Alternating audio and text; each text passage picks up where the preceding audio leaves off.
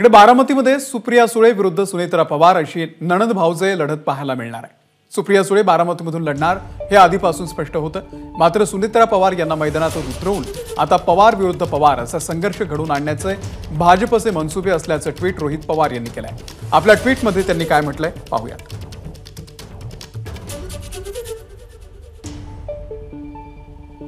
बारामतीमधून सुप्रियाताई लढणार हे आधी निश्चित होतं, त्यामुळे पवार विरुद्ध पवार असा संघर्ष घडवून आणण्याचे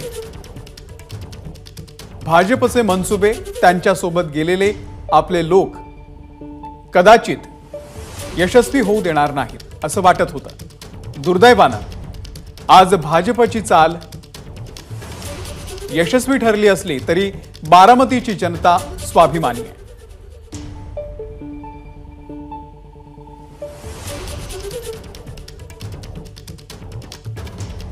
आदरणीय पवार साहेबांच्या पराभवासाठी टपून बसलेल्या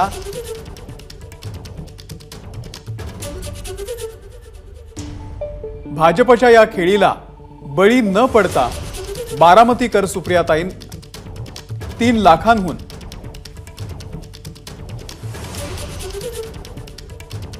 लाखांहून अधिक मतांनी विजयी करतील असा विश्वास रोहित पवार यांनी व्यक्त केलाय। आणि आता जाऊया थेट विरोधी पक्षनेते अंबादास दानवे यांनी चंद्रकांत खैरे यांच्या भेटीसाठी ते पोहोचलेले आहेत। खैरेंच्या निवासस्थानी ही भेट घेण्यात आलेली आहे। खैरेंना महाविकास एबीपी माझा, उघडा डोळे बघा नीट।